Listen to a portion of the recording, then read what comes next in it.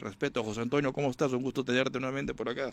Miguel Ángel, muchas gracias por la presentación, gracias por la consideración que has tenido todo este tiempo, donde en sucesivas oportunidades hemos podido abordar temas de coyuntura nacional, asuntos internacionales, y ahora en mi condición de precandidato presidencial asumo una responsabilidad mayor, no solamente al emitir opiniones, sino al darle vida a un partido histórico que yo pretendo representar en las próximas elecciones de abril del 2026, con el honor y la dignidad que caracteriza a un discípulo de Aya La Torre y a un aprista que siente que el APRA tiene una tarea inmensa que cumplir en la democracia peruana ante la amenaza totalitaria que está latente, caso de Chávez y otros casos, y ante la amenaza globalista que pretende imponer una agenda común a todos los pueblos del mundo, ¿no? Sí, tu primer desafío es ese 30 de noviembre. Así es, la primera etapa del desafío, sí. Sí, ¿cómo va el tema? ¿Cómo ves tus posibilidades? Bueno, y yo soy muy optimista y soy también realista. Creo que a pesar que no tengo una maquinaria partidaria, una portátil que me acompañe, sí tengo la adhesión de muchos compañeros de base que están en el padrón electoral del Partido Aprista. Hay que decir al país que el APRA se reinscribió en el 2023, su padrón vigente tiene cerca de 50.000 militantes inscritos con derecho de voto. Yo siempre estoy apostando porque los compañeros que no asisten con habitualidad a los locales partidarios o no hacen vida partidaria, vayan el 30 de noviembre a votar y den la oportunidad a una renovación institucional y partidaria con miras a las próximas elecciones. Porque estoy convencido que el pueblo del Perú, más allá de sus simpatías, ve cada vez con más respeto al APRA, pero quiere que el APRA esté representada por otras voces, por otros cuadros. Hay un desgaste político casi natural y además son 20 o 30 años que algunos compañeros que aspiran a la candidatura presidencial ya tienen en política y hay un costo político que tienen ellos que asumir. En mi caso yo me siento comprometido con los ideales de Aya La Torre, quiero explicar al país y a los más jóvenes qué representa el APRA en la escena nacional o internacional del siglo XX y qué propone el APRA para los jóvenes de hoy y para las próximas generaciones, como un defensor y un garante de las libertades y un forjador de ideales superiores, como lo predicó siempre Aya La Torre. Entonces, me siento muy optimista. En medios que yo no tengo operador de medios, sin embargo, me están llamando de otros medios como RPP, Canal N, PBO, ¿no? Sí, y me están llamando. Te he visto bien activo en distintos medios, amigos. Y no es que yo esté buscando entrevistas, sino que se están dando. Y más aún he dicho ayer en una entrevista que estoy presto a debatir con otros compañeros precandidatos presidenciales en los próximos días y por supuesto con los oponentes del antiaprismo o los antiapristas más activos del país, César Gilbran, Rosa María Palacios, Gustavo Gorriti. Estoy preparado, no solo en el plano digamos académico, político, sino emocional, porque me anima una convicción y un gran afecto por el partido de Aya La Torre, ¿no? ¿Quiénes te acompañan en tu plancha? Bueno, mi plancha está formada por un trujillano, Orlando Loaiza, con formación en antropología social, Sí, antropólogo, sí. sobre todo un gran difusor de la cultura nacional, un estudioso, un investigador, un hombre muy preocupado con los temas de la anemia y la nutrición infantil. Tiene una propuesta muy interesante al respecto. Tiene una larga trayectoria en el partido de Aya La Torre de más de 50 años, porque fue incluso chapista, japista y miembro del CUA. Todo el recorrido. Todo el recorrido, todo el periplo, ¿no? A la interna del APRA.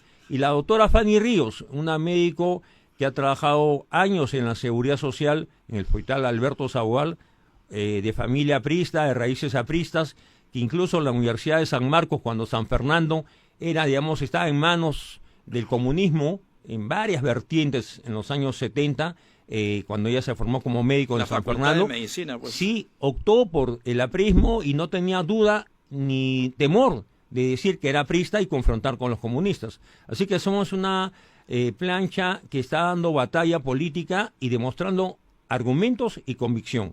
Sí, eran originalmente, corrígeme si me equivoco, 15 candidatos los que participaban en las elecciones internas del APRA, pero ayer o anteayer me acabo de enterar que hay una lista de un candidato que ha declinado para favorecer a otro. Sí. O sea, quedan 14 en estos momentos. Bueno, en realidad la inscripción venció el 15 de octubre, se han inscrito 15, da la casualidad o la anécdota que hemos sido los últimos en inscribirnos.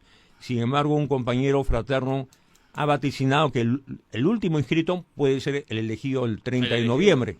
Y da sus razones, sus argumentos, ¿no? Digamos, la capacidad de exposición, la capacidad para el debate, incluso plantea que hay un debate serio entre precandidatos, formal y serio. Que sería saludable. Que no sea voluntario, sino que forzoso.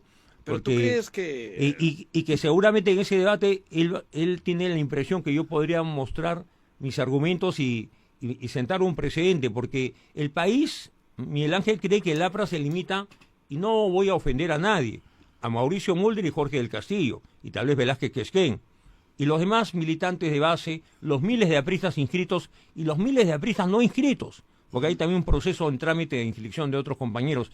Entonces, el APRA es parte de la historia nacional. Quien niegue el derecho al APRA de expresión se equivoca.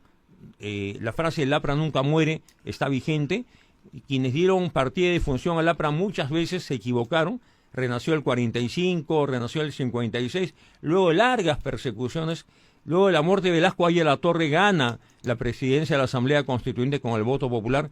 Su sepelio fue una demostración de afecto y sentimiento popular que nunca se ha repetido. Sí, pues. Millones de personas salieron a las calles en Lima y el norte del Perú en especial a darle tributo al líder continental. Sí, hubo un reconocimiento popular, pues. Sí, y se inició otra etapa, Armando Villanueva, Andrés Tauce, y creo que es el momento de la unidad y la fraternidad.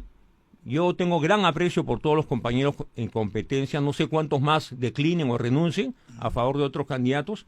En mi caso no estoy, digamos, oportunistamente lanzándome a una lip electoral. Tengo una trayectoria ininterrumpida en el partido desde que ingresé. ¿Vas también a la Senado? Católica. ¿Vas también al Senado?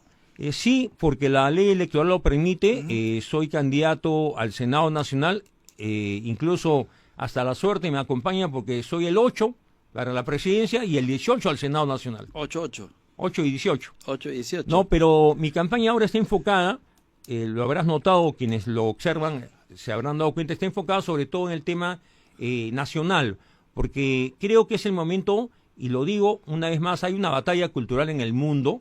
Espérate, sobre ese tema vamos a hablar en el próximo bloque. Yo quería, bueno, la percepción que tenemos todos es que el APRA está dando una muestra de conducta democrática poco usual, ¿no? Porque es el único partido que de motu propio ha decidido hacer un proceso electoral interno con un militante y un voto, es decir, más abierta la posibilidad, más abierta, más muestra de democracia, imposible, pues, ¿no? Esto es saludable, por lo menos la gente lo ve así, más allá de las posibilidades o no que pueda tener el partido aprista en el año 2026, pero internamente la percepción que tiene la gente del partido aprista es esa, ¿no?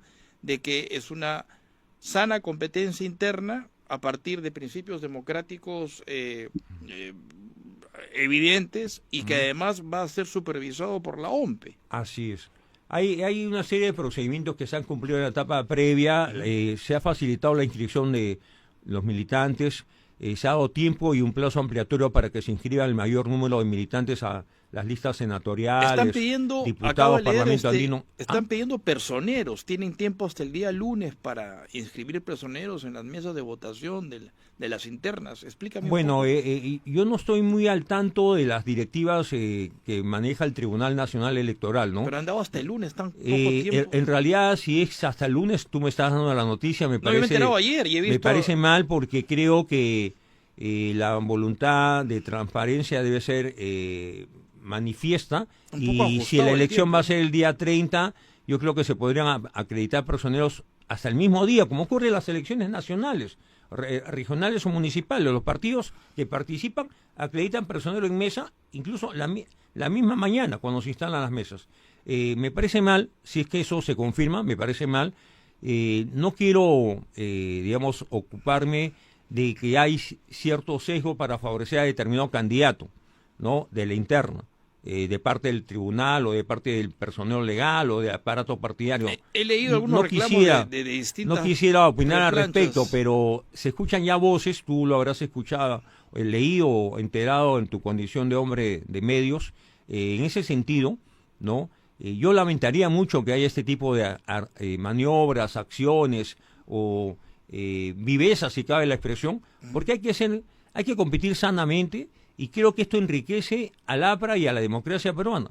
Ahora, después de la pausa quiero volver contigo para que le expliques a la militancia y a la gente en general cuál es la perspectiva que tú tienes del país a partir de tu condición de precandidato, Claro. que ya es una visión distinta a la de una simple analista, ¿no? Porque cuando te hemos tenido aquí, tu opinión ha sido más bien técnica, pero ahora es una opinión además política Claro de lo que que sí. se viene. Así que con esto y más volvemos, amigos, después de la pausa.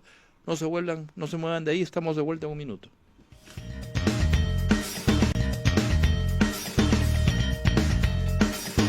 Amigos, de regreso en la cabina de Radio Vital, eso es Tiempo Vital, yo soy Miguel Ángel Salino y estamos conversando con el precandidato presidencial, uno de los 14, pues ya son 14 ahora, precandidatos presidenciales del Partido Aprista Peruano, José Antonio Torres Iriarte, y nos habíamos quedado antes de la pausa. José Antonio te había dicho la perspectiva tuya de país, pero a partir de tu condición de precandidato, ¿qué cosa es lo primero que harías en la eventualidad de que tú pudieras ser presidente de la República?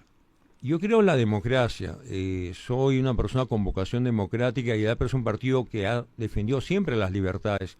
Yo creo que la democracia peruana es precaria, está mellada en su prestigio nacional, incluso internacional. Pero ojo, el tema de la inseguridad nos golpea, o sea, más pero allá hay temas que son fundamentales, ¿no? En el tema, ya yendo en materia, No, se lo estoy seguridad preguntando, ciudadana, querías por tú. ejemplo, creo que es fundamental fortalecer los servicios de inteligencia policial.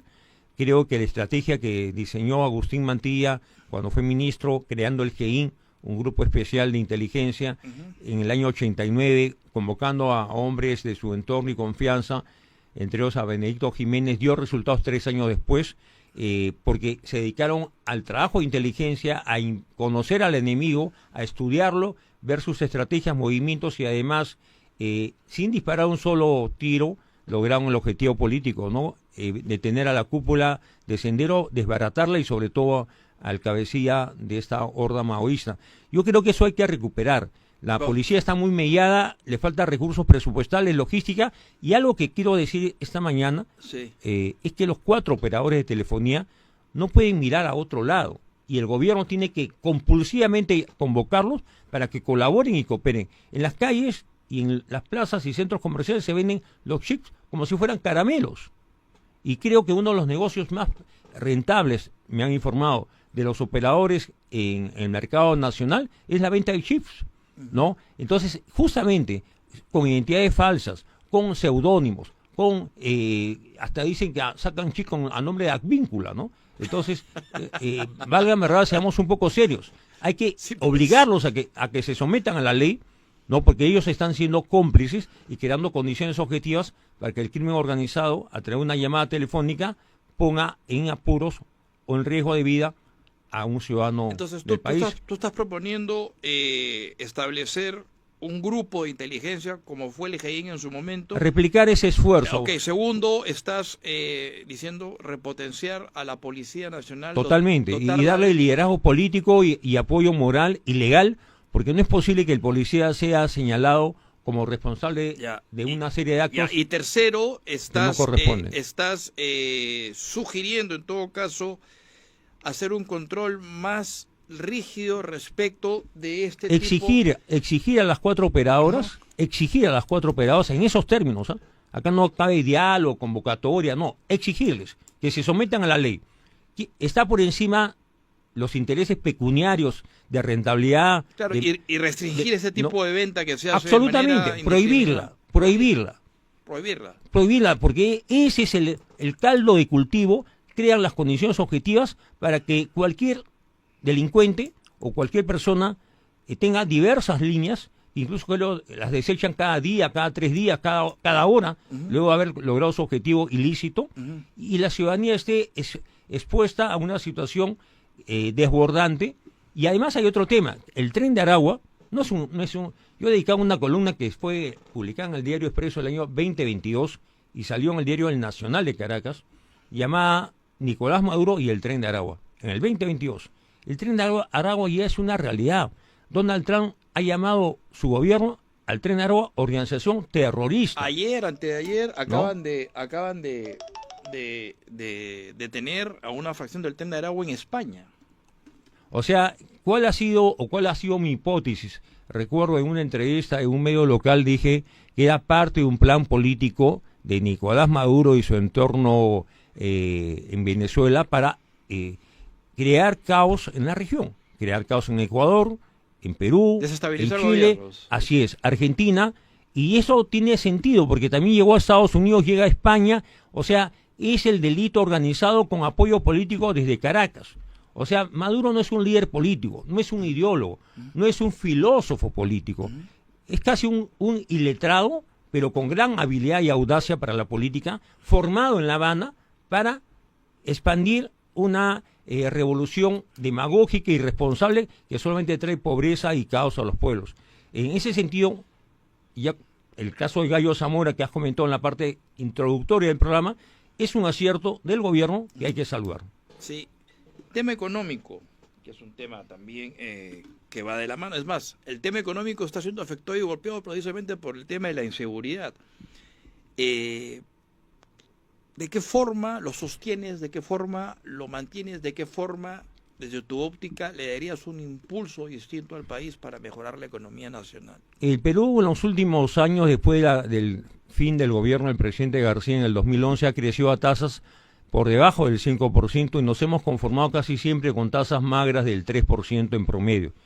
Cuando Alan García demostró en su segundo gobierno que era posible crecer a tasas del 6, 8, incluso 9%, a pesar de la crisis internacional generada por la crisis inmobiliaria del 2008-2009 en los Estados Unidos. ¿Por qué no podemos volver a crecer a esas tasas? Porque ha habido falta de confianza de los operadores o inversionistas nacionales y extranjeros en un país que crece, pero que tiene crisis políticas sucesivas. ¿Falta de confianza o un problema de gestión? No, yo creo que falta de confianza y falta de liderazgo. Lamentablemente, Humala, lo he conocido a Humala personalmente, estudiamos la maestría en ciencia política en la Católica, llevó algunos cursos conmigo, y nunca me imaginé que ese alumno opaco podía llegar a ser jefe de Estado. Un hombre sin personalidad, sin liderazgo, casi taciturno, introvertido, sin opiniones propias. Pedro Castillo llegó, ¿No? así que... Entonces, en un país donde hemos tenido a un Humala, ¿no? A una pareja presidencial, no voy a opinar sobre la señora Nadine Heredia, a un presidente como Vizcarra, tan vivo, tan bribón, para decirlo de alguna forma, ¿no? Y tan protegido por la justicia peruana, y Pedro Castillo, pues es, como diría Pedro Suárez Vértiz, degradación total, ¿no? O sea, degeneración total. O sea, ¿qué tan mal estamos políticamente hablando en el Perú? Y eso afecta a la economía, que de un Ayer La Torre, ¿no? O de un Fernando Belaúnde hemos pasado a estas voces políticas que no nos representan y no nos han representado debidamente. Sí, ¿no? pero tú le das un enfoque político a mi pregunta. Yo te decía, ¿qué actividad propiamente? Ya, yo creo que el Perú debe fortalecer la actividad minera. Yo creo que el Perú es un país minero, eso no está en discusión. Y si los políticos no entienden que la minería ayuda no solamente al sector exportador tradicional, genera divisas, es el pan de muchos peruanos y es el pan también de los chilenos, en el caso de Codelco y el cobre. Nosotros tenemos yacimientos y capacidad de exploración y explotación de recursos minerales se habla de centurias, por lo menos por los 30 o 50 próximos años. Y hay un paquete de inversiones trabado, ¿no? Hay proyectos como Conga que fue paralizado, ¿no? Hay agitadores sociales en los proyectos mineros de Apurima, de Ancash. O sea, la minería ilegal no es que haya hay una necesidad social o laboral del hombre del campo o del hombre que no tiene empleo, del más pobre del Perú para ingresar al sector minero informal. Hay intereses en juego. La minería ilegal hoy financia a varios partidos políticos. Si el Jurado Nacional de Elecciones hiciera una auditoría de todos los expedientes que han tramitado los nuevos partidos, podría darse con muchas sorpresas. ¿Qué harías tú con el Reinfo? No darle plazos ampliatorios, porque no es la solución. Creo que la minería ilegal es una cosa, la minería artesanal, que es parte de la historia nacional, ¿no? No puede rebatirse esa realidad. Y otra cosa es la minería ilegal, que tiene alianzas con el crimen organizado, con el narcotráfico, con los extremismos de izquierda radical y con actividades ilícitas, ¿no? O sea, tú de plano no prórroga del reinfo, o sea, se cancela ahora en diciembre, dirías tú. Yo no estoy, Ahora, tú asumirías en julio del yo próximo no año, estoy, digamos, dando una certeza de plazos, pero yo sí creo que hay actores políticos, el señor Salguana, que llegó a ser presidente del Congreso, él no puede negar su vinculación con los mineros ilegales, ¿no? Él es una prueba más cabal como APP de Acuña cobija a todos, ¿no? Gente de derecha, gente de izquierda, gente de extrema izquierda, es la suma de todos. Y Salguana, que fue congresista y lo conocí en el 2001-2006 por el partido de Alejandro Toledo, pasó a ser congresista electo por APP y luego presidente del Congreso. Y aunque él dijo que no iba a presentar ninguna iniciativa de ley que favoreciera la minería ilegal, fue pues bastante tolerante y complaciente, y de alguna forma solo su presencia en el primer poder del Estado del Congreso como presidente es una demostración de cómo saben jugar sus fichas políticas los mineros ilegales. Ok, esa es una expresión política, la situación. Además de la Te hablo de la minería, te hablo del sector agroexportador, que desde el 2000 que se aprobó una ley de incentivos ha demostrado que tiene un enorme potencial. Se habla de más de 10.000 millones de dólares que estamos exportando a los mercados internacionales. Con el puerto de Chancay tenemos la ventana abierta para multiplicar las exportaciones a los mercados asiáticos, ¿no? ¿Cómo articulas toda la actividad a nivel nacional? Porque está demasiado dispersa. Entiendo que el éxito de la agricultura se debe principalmente a una actividad en la costa. La sierra todavía tiene una capacidad, un potencial dormido. Sí, ayer la Torre siempre habló de la importancia de irrigar la costa, ¿no? Que solamente explotábamos el 4% de las tierras. Así es. En toda la costa. Que el gran futuro eran los proyectos de Chavimochi, Olmos, Tinajones o Majes al sur del Perú. En realidad, el agua, el drama del Perú en la costa es la falta de agua, ¿no? ¿Cómo lo y por el contrario, sobra agua en la serranía y no hacemos reservorios, no hacemos reservorios para permitir que esa agua no se pierda, o sea, represarla y que represarla, darle vida. El propio Alan García en su propuesta del segundo gobierno, cuando era candidato presidencial, habló de activar la agricultura en la sierra, no sierra exportadora. Hubo un programa de gobierno, sierra exportadora. Eso está un poco en el abandono. Yo creo que sierra exportadora, reconociendo que la pobreza extrema está sobre todo focalizada en la sierra del Perú y en la selva, por cierto, pero sobre todo en la sierra. Hay que reactivar ese programa, que fue una iniciativa del presidente García, que recuerdo la hizo siendo candidato, la puso en práctica en su segundo gobierno, pero luego no ha sido continuada ni impulsada con el apoyo político que merece, ¿no? Hay otros temas que te voy a preguntar después de la pausa: salud, trenes, conectividad y demás cosas. Me imagino que tú, en tu condición de precandidato, tendrás pues una idea, sí, por supuesto, por lo menos global de todo lo que se puede hacer a través de estas iniciativas independientes productivas. Un minuto y estamos de regreso, amigos. Eso es Tiempo Vital. No se muevan de ahí, por favor. Torres Iriarte, o sea, para mí es, lo digo hasta con satisfacción, porque siempre te he presentado como abogado, analista internacional, y hoy me toca presentarte como precandidato presidencial y además candidato al Senado, ¿correcto? Cierto, así es. Sí, decía antes de la pausa, habíamos hablado un poquito de minería, un poquito de agricultura, son temas cruciales para el nuevo impulso económico que se le puede dar al país más adelante. Además, son dos de las actividades que van a sostener al país en los próximos 30 o 40 años. El tema es salud, que está tan venido a menos, y el APRA de alguna forma tiene una experiencia, tiene un recorrido en el tema de salud a partir, por ejemplo, de haber creado instituciones como neoplásicas, como el Instituto del Corazón, y una serie de postas y hospitales a nivel nacional. Pero el servicio está tan venido a menos, y además la escasez de medicamentos y la corrupción que existe, no solamente en los servicios médicos, sino además en el tema de la providencia de medicamentos. ¿Qué hacemos con todo eso? Bueno, yo creo firmemente, y creo que el APRA siempre ha defendido la seguridad social, ¿no? En el campo de la salud, en el campo de las pensiones, de las prestaciones sociales. Yo trabajé incluso en el Instituto Peruano de Seguridad Social a nivel de presidencia y directorio, y luego cuando Fujimori asume el gobierno crea el sistema privado de pensiones, el Seguro Social se desprende de su obligación pensionaria y el Sistema Nacional de Pensiones que tenía a cargo el seguro pasa a formar parte de la ONP, que está adscrita al Ministerio de Economía y Finanzas. Yo tengo la impresión de que las AFPs no han cumplido el reto que se propusieron o la tarea que tenían que haber desarrollado.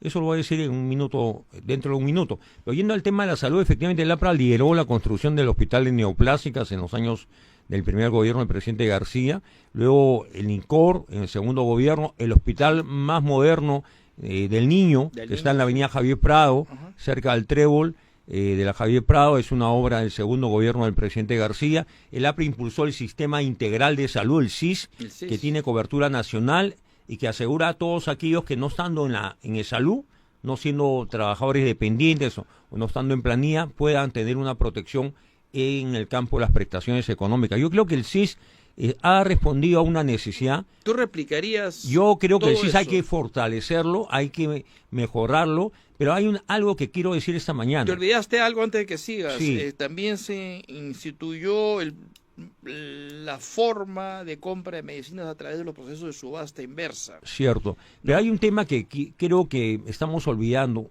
y los medios no se ocupan de él. APP, que es un partido tóxico, así lo voy a llamar, APP es un partido tóxico. No, a ver, pero hablemos de ti. Tiene a cargo salud. Ajá. O sea, Richard Acuña, el hijo predilecto del señor César Acuña, se ha hecho cargo de todo el aparato de salud. Él pone y quita funcionarios. El actual presidente ejecutivo, tan cuestionado de salud, es una persona sin mayor trayectoria de gestión o con poca notoriedad en el campo médico. En salud? Darle total autonomía. Tiene un directorio, ¿no? Donde está la representación de empleadores, Estado y trabajadores. El contexto, permíteme. Salud está adscrito al sector trabajo, ¿correcto? De manera, digamos, administrativa, ¿no? Bueno, claro, sí. Y los aportantes finalmente son los empresarios. Son los empresarios. Entonces, porque ¿no debería estar algo... salud en manos de los empresarios, de los privados? Ya, ese es un tema que habría que precisar. Antes, no sé si me ocurre ahorita. No, antes de los 90, las prestaciones de salud y de pensiones eran aportadas 1/3 por los trabajadores y 2/3 por los empresarios. Sí, pero mira la situación en la que se encuentra ahora en salud. No, pero ¿qué pasó con Fujimori? Crea la obligación de que el empleador asegure al trabajador en el campo de la salud y cada trabajador aporta a la ONP o a AFP para generar su propia pensión.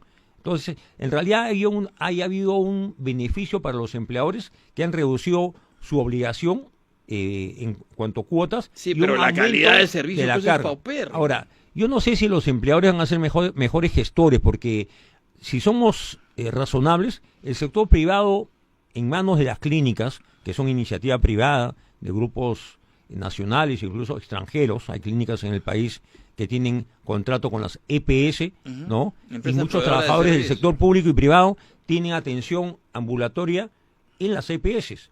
O sea, en las clínicas contratadas. Pero no me digas el diagnóstico, dime, ¿qué harías tú? No creo que sea la solución darle al sector privado seguridad social. Ajá. La seguridad social fue una iniciativa de la OIT, creada en 1919. Ajá. En Perú se instituyó en el año 36. Creo que se ha debilitado, se ha mal gestionado. Hay que darle toda la autonomía presupuestaria, hay que darle toda la capacidad técnica, y creo que ha estado muy mal manejada en los tiempos de Molinelli, que tiene varias carpetas fiscales abiertas y que está también en política. ¿Cómo te gusta pegar a la gente? Y además de eso, APP, que ahora ha hecho de el Seguro Social un botín en sus manos, ¿no? José Antonio, trenes, ahora que se habla tanto de trenes, el APRA tiene cultura ferroviaria, no solamente por el tren eléctrico, sino porque en el año 2008, además, ya el APRA concebía esta figura del tren bioceánico, es más, a través de una ley, la ley 29207, me parece que es, que establecía de interés público y nacional la creación del tren bioceánico, es decir, unir Brasil la costa de Brasil con la costa pacífica. ¿Qué crees tú que se podría hacer, dada cuenta que es el tren precisamente el que articula todo y dinamiza todo un país? Tenemos Estados Unidos, tenemos China como ejemplo.